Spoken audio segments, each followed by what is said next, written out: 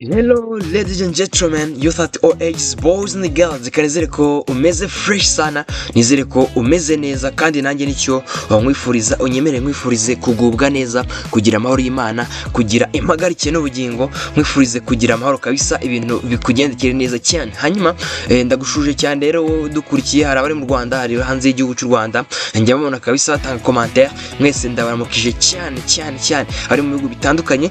Hanyuma ikiganiro ni who is the best in indi part kandi niho umenyera kabisa like do comparing cyangwa se dukora comparison y'abahanzi babiri bama big band like nyine bakuru muri iyi industry. Hanyuma tukavuga tuti ese ninde mwiza ahangaha cyangwa se ninde mwiza ahangaha bitewe n'ibice tugiye dufite. Hanyuma dufitemo ibice bitandukanye aho umenya mu buzima bwe gaho gato kabisa, kubera ko like this not history tuba tuje kuvuga. Hanyuma umenya ubuzima ho gato nuko yinjiye muri music industry, hanyuma ukamenya uko injiye mu muziki ndetse na breakthrough songs zabo. Hanyuma ubwo nabo babiri turi dufite kuri plateau. Hanyuma kandi ikindi umenya ni imibare kuri social platforms, kubera ko like iyi era turimo ni ya social media kabisa kudeshapo. Hanyuma kandi tukamenya by'umwihariko kuri iyo mibare tukaba dutinda kugira ngo turebe who is the best muri iki gice cy'imibare kuri social platforms. Hanyuma uyu munsi kuri plateau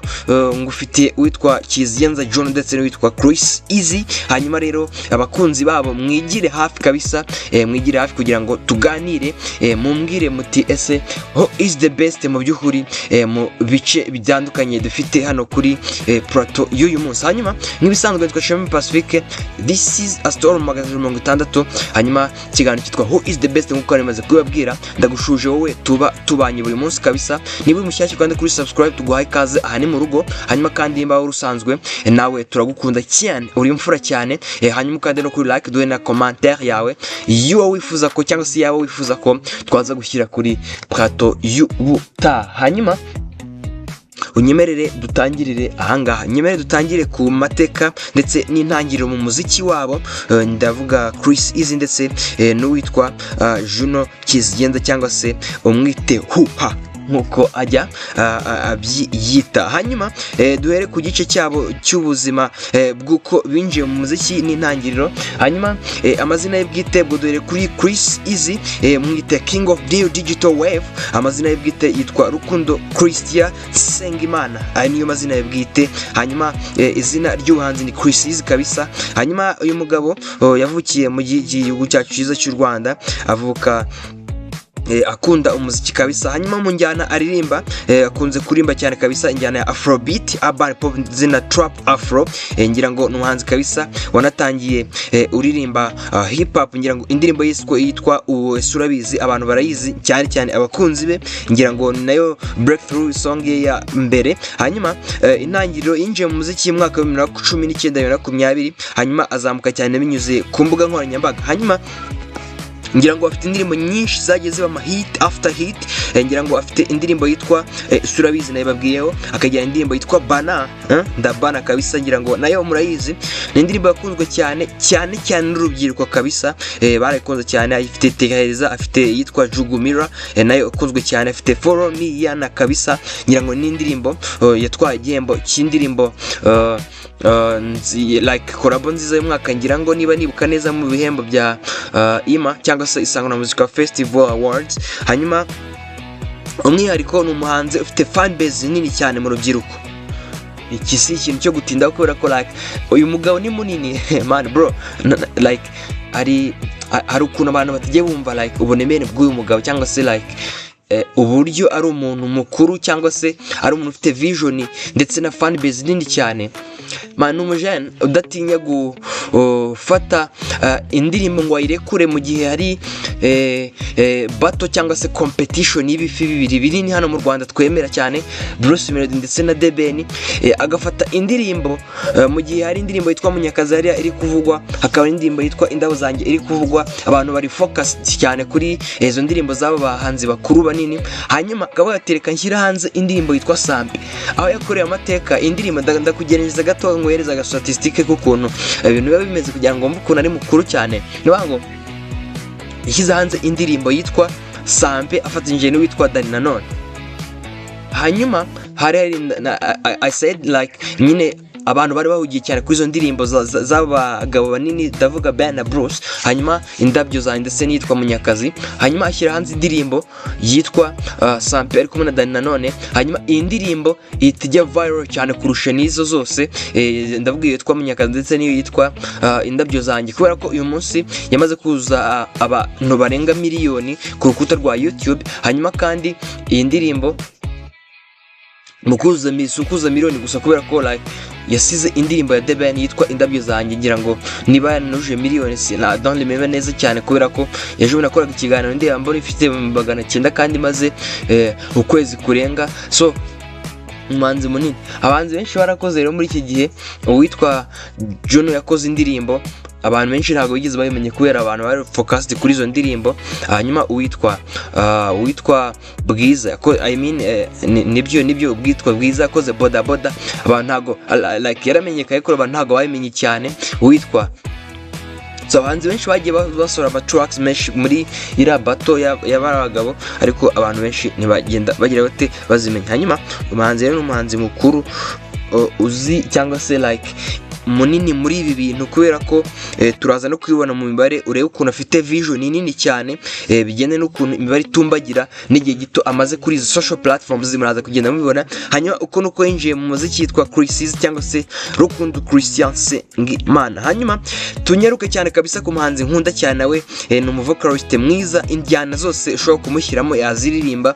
Uyu mujene witwa Juno Kizigenza ushobora kumushyira muri gospel akarimba, ukamushyira muri afrobeat akarimba, ukamushyira muri R&B akaririmba, ukamushyira muri soul akaririmba. Donc n'umuhanzi w'umuhanga cyane mu bintu by'imiririmbire. Hanyuma amazina yitwa Bosco Junior Kwizera cyangwa se umwite Kwizera Bosco Junior. Hanyuma amazina yayo mwari muyazi like nakantu gashyamo mumenye hano by the way, like abantu benshi ndabizi ntabwo bari bayazi. Rero yitwa Kwizera Bosco Junior. Hanyuma izina ry'ubuhanzi yitwa Juno Kizigenza, ni umuhungu wavukiye hariya i Kigali kabisa. Hanyuma injyana arimba nk'uko namaze kubivuga, akunze kuririmba cyane injyana ya afropop ndetse na R&B ndetse akarimba na soul rimwe na rimwe. Hanyuma yatangiye mu marushanwa y'umuziki ku ishuri, hanyuma ngira ngo nacyo cyatumye aza mu muziki. Hanyuma indirimbo ze zamugize uwo ari we uyu munsi, ngira ngo ntago twakirengagiza indirimbo yitwa Mafomira, abantu iyo twamenyeho cyane. Ngira ngo like ni track yari kumbwa cyane mu gihe cya coronavirus, ni track yari kumbwa cyane kabisa. Hanyuma kandi yakoranye indirimbo yitwa Away n'uwitwa Ariel Ways, indirimbo yakunzwe cyane nayo, like bari mu bihe byiza, like okay you remember the moment bari barimo bakundanye. Hanyuma kandi yakoze indirimbo yitwa Praise Me, akora yitwa Soul the Love, akora yitwa Shenge ndetse n'izindi. Hanyuma afite discovery nini cyane kabisa, akaba kandi indirimbo ze ziramba, afite ikintu cya longevity muri we. Hanyuma kandi afite okay turabigiraho cyane kabisa. Hanyuma icyo ni cyo cya mbere cy'uko binjiye mu muziki. Ubwo nakubwiraga uwitwa bro sorry hase ibintu bikaze mw'abantu, ibintu bikaze like okay nakubwiraga witwa Chriss Eazy, Rukundo Christian Ngimana ndetse witwa Kwizera Bosco Junior cyangwa se Juno Kizigenza. Uko binjiye mu icyo ni igice cya mbere cyacu cya Who Is right. Twanyarukije cyane kabisa, nongere nguhereze ikaze mu gice cya kabiri cyacu cy'ikiganiro. Nkubwira ni uri mfura cyane. Hanyuma icyo gukora urakizi, ni muri bishyashya kandi kuri subscribe ndaguhemera cyane, uri umuntu w'imfura cyane. Hanyuma kandi niba uri mushyashya ukande kuri subscribe, hanyuma ukande no kuri like, duhe na commentaire ikintu wifuza ko twazakugezaho ubuta. Hanyuma iki ni iki cyacu cya kabiri cy'ikiganiro. Hanyuma nguhaye ikaze naho tureba imibare ku mbuga nkoranyambaga. Hanyuma ni social platforms kabisa nkuko nababwiye, muri era turimo ni era isaba okay like ni generation cyangwa se ni era sorry ya internet, ya abantu bakoresha internet cyane, abantu bari busy kuri internet. Hanyuma ni naho abahanzi bacururiza izi ndirimbo zabo.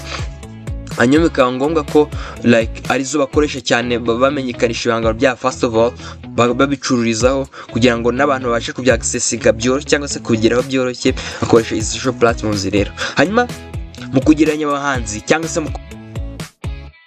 ntago hakirengagiza iki kintu cy'imibare. Uti kubera iki? ngo okay, like impamvu niyo namaze gusobanura haruguru ni turi muri era ya social platform cyangwa se social media cyane, ku buryo utabasha kwirengagiza imibare mu gihe uri kugereranya abantu babiri nk'aba ngaba, right? Hanyuma dore kuri Instagram ngira ngo urubyiruko rw'iki gihe cyangwa se abantu b'abajene muri iyi minsi bari gukoresha Instagram cyane kurusha wenda n'izindi mbuga nkoranyambaga. Hanyuma kuri Instagram umugabo witwa Chriss Eazy akurikirwa n'abagera ku 501, mu gihe witwa Juno Kizigenza akurikirwa n'abagera mu 380.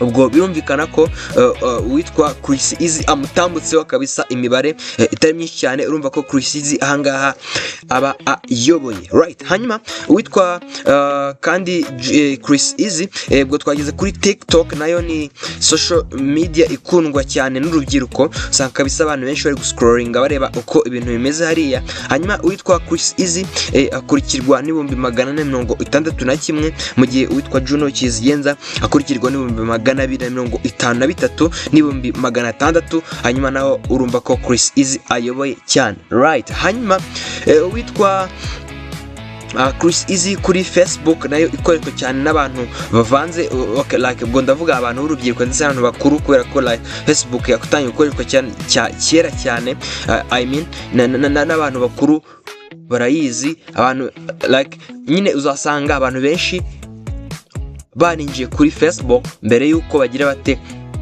bajya no kuri social platforms zindi. Hanyuma ikaba social media ikundwa cyane n'urubyiruko ndetse n'abakuze, right?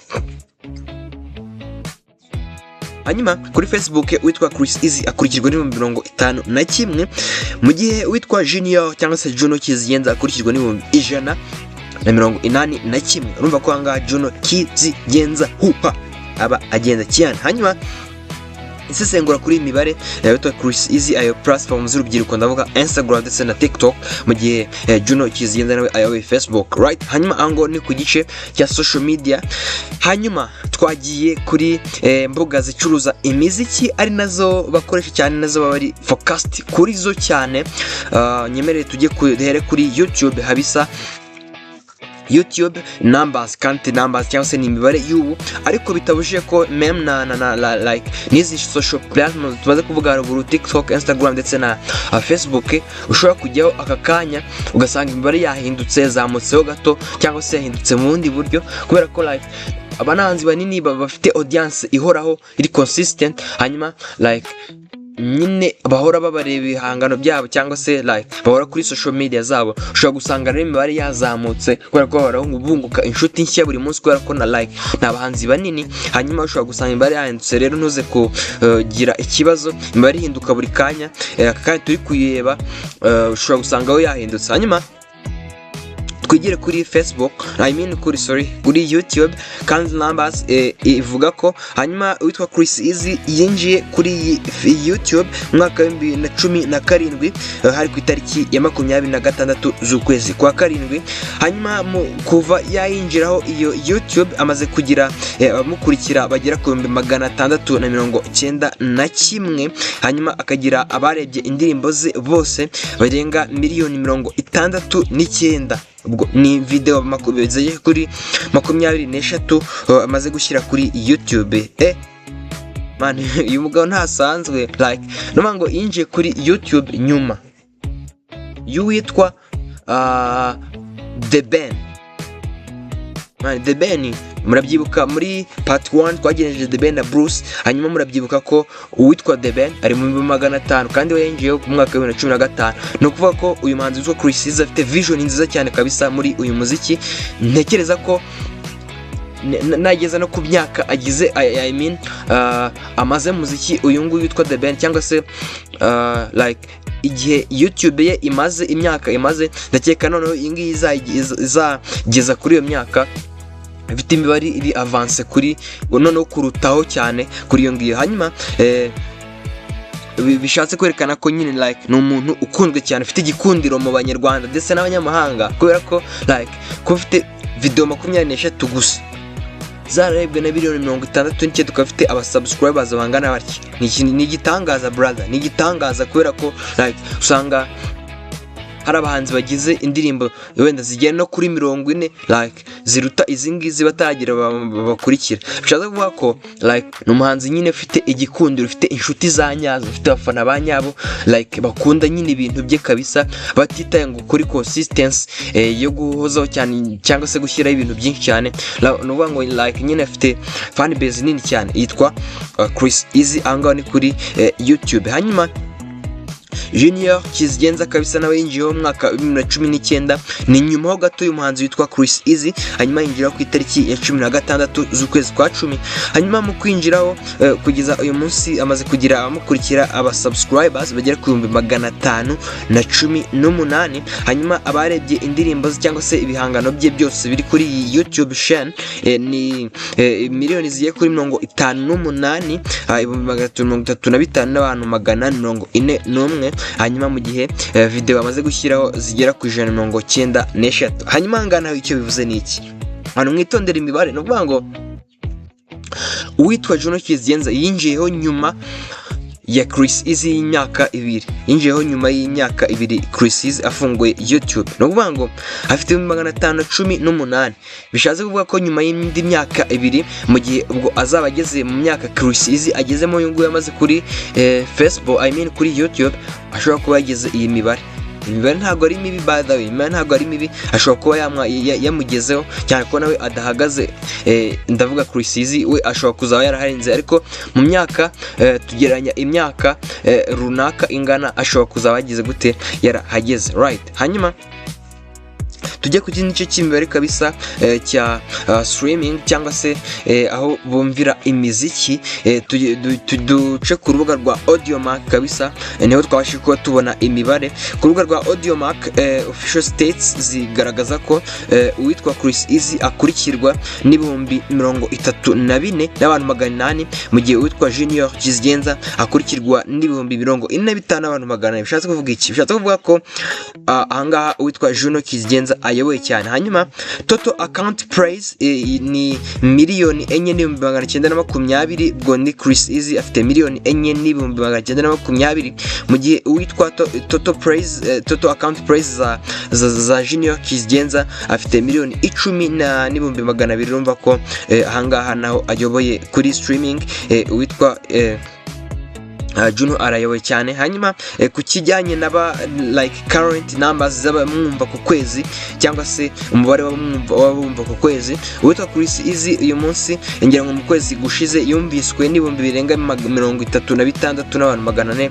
mu gihe uwitwa Juno Kizigenza yumviswe n'ibihumbi 20. Angaha bivuze ko like nyine Chriss Eazy ayoboye. Hanyuma isesengura ahangaha kuri iyi mibare, Chriss Eazy ari hot right now. Hanyuma abantu benshi barimo kumwumva. Hanyuma witwa Juno Kizigenza afite catalogue nini cyane kabisa, niko ibintu bimeze cyane. Hanyuma tugenda tugana ku musozo isesengura rya nyuma kuri byose. Kuri Instagram na TikTok Chriss Eazy he is the king. Kuri Facebook Juno Kizigenza he is the king. Kuri YouTube subscribers Chriss Eazy he is the king. YouTube content and catalog cyangwa se like umuntu ufite content nyinshi na catalog nini, Juno Kizigenza he is the king. Audiomack current hit Chriss Eazy he is the king. Audiomack longevity Juno Kizigenza he is the king. Ubwo imibare kabisa muremba ko ibintu bimeze cyane. Hanyuma abahanzi bombi numva like nama like ni big man kuri bo kabisa, n'abantu bakuru cyane. Urumva ko like barajye kujya ku munzani umwe ukurikije nisesengura dukoze ha ruguru. Hanyuma umwanzuro n'uyu nguyu. Hanyuma uwitwa Chriss Eazy tumuhaye ikamba ryitwa King of New Digital Generation, King of the New Digital Generation. Hanyuma mu gihe witwa Juno Kizigenza tumuhaye ikamba cyangwa tumugize umwami wa King of Musical Consistency. Juno tumugize king of musical consistency, hanyuma Chriss Eazy king of the new digital generation. Hanyuma wowe wahisemo kudukurikira ndagushimiye cyane, uri imfura cyane, mbisubeno uri imfura, Imana iguha umugisha. Hanyuma kandi mu mushyashya kandi kuri subscribe, turakukunda cyane wowe tumaranye iminsi cyangwa se dukomeza tubana buri munsi. Hanyuma ukande kuri like, hanyuma uduhe n'igitekerezo cyawe kugira ngo tumenye uburyo cyangwa se umurongo tuzakoramo ubutakubera ko nimwe dukorera. You are my friends, you are like nyine twe turabapagasi banyu for sure, turabapagasi banyu, turabakozi banyu, nimwe dukorera kugira ngo tubahe byiza. Hanyuma rero ushobora kutubwira igitekerezo cyawe muri commentaire, tukitaho kabisa. N'abangaba no wabaduhaye muri commentaire, hanyuma tubakoraho. Ushobora kutubwira abandi tugukoreraho, hanyuma tukabakoraho. Ndagukunda cyane rero, imfura cyane. Iyi ni 660 udukurikiye ku mbuga nkoranyambaga zacu zose. Right, ciao.